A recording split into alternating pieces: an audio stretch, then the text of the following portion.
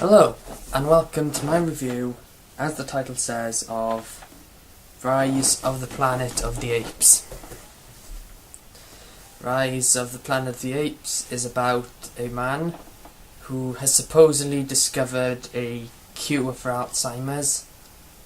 They try it on a test. They tried it at like a test chimp, and things don't go well. But anyway, this gene is passed on to this test chimp's son, and it follows the story of the son and as it grows older, and it basically sums up how the Planet of the Apes came to be, or how it would come to be on Earth. Okay, let's dive straight into the positives. The Rise of the Planet of the Apes has done something that's never really happened to me when I've watched a film, where you seriously begin to root and care for a character that isn't there. Because the name of the son chimp, right, is called Caesar. And what they did to sort of animate Caesar, they did something called motion capture, which is basically where they get an actor, put him in this really weird green leotard with these things I think they're like ping pong balls on them, and they get him to act. They take the footage of him acting and then turn that into the animation. And the motion capture was done by an actor called Andy Serkis. And you may not recognise it immediately, but Andy Serkis he's the voice of Gollum, the Hobbit films and the Hobbit film and Lord of the Rings. I believe he did motion capture for King Kong as well, the Peter Jackson King Kong film. So the guy knows what he's doing. And he does even though he doesn't really say much, he does such a really good job of, acting and, behaving the way like a chimpanzee would. You really see it, and it looks very authentic. The CGI chimpanzees and monkeys, they're not great. It's not great, but seeing Andy Serkis acting like this chimp, it kind of makes you forget that it's not the most convincing looking CGI chimpanzee. It's good, but it's not great. And you find yourself, it's acting. It's not an animation. He is acting this role. And it's really cool to see him actually do that, whereas instead of just animating this Caesar, they actually get an actor to portray him. And he did a really good job of doing that, and it worked really well with the film, with the way that Caesar interacts with people and how he interacts with the environment around him.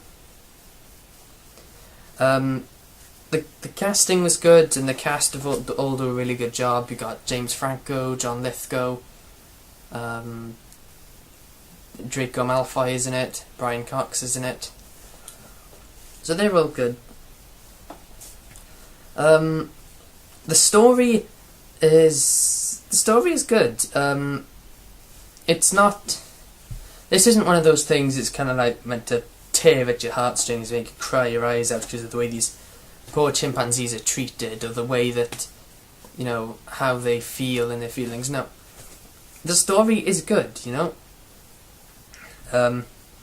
the action scenes and the sort of the more emotional kind of scenes, they all suit the story well. They're all done really good. Done really well. Done really good doesn't really sound right. So that's all okay. There's it's kind of like a subplot almost to it that they don't really explore much during the film, but it's still pretty interesting, and it's probably what's going to lead on to the sequel, which I believe is called Dawn of the Planet of the Apes.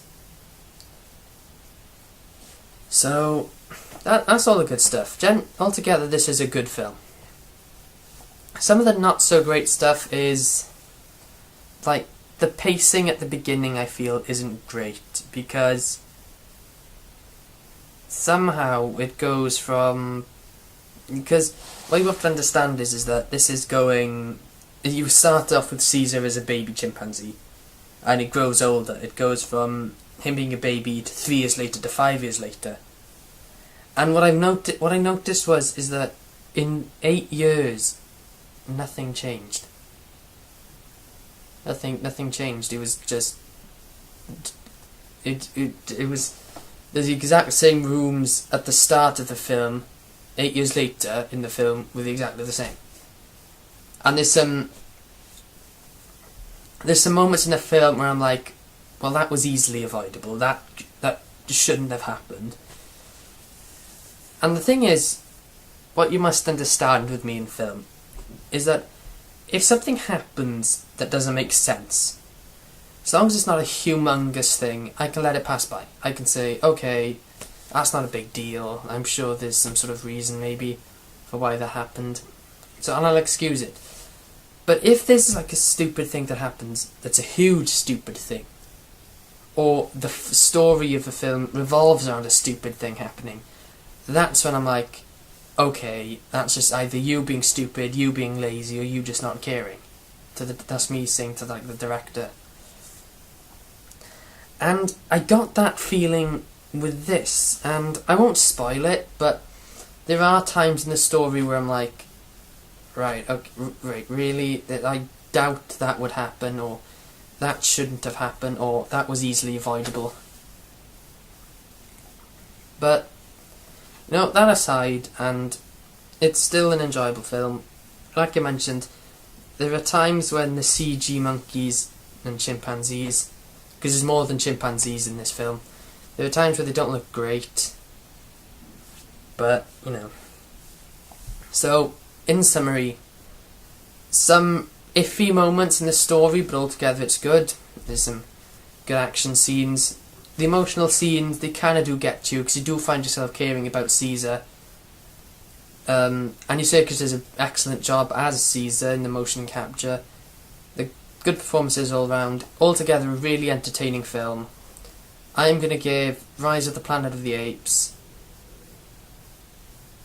3.5 stars out of 5. Now, like I mentioned, there is already a sequel in the makings for Rise of the Planet of the Apes. It's called Dawn of the Planet of the Apes. I'm definitely interested in seeing it whenever it's released, sometime 2014, I think. So, yes, and as far as what I'd like to see from the sequel, definitely more Caesar. There were times when I was watching the film and Caesar did something and I was just like, wow, that's a freaking awesome monkey. I mean, chimpanzee. So anyway, thank you for watching the review. I hope you enjoyed it, hope you found it informative, and thank you for watching.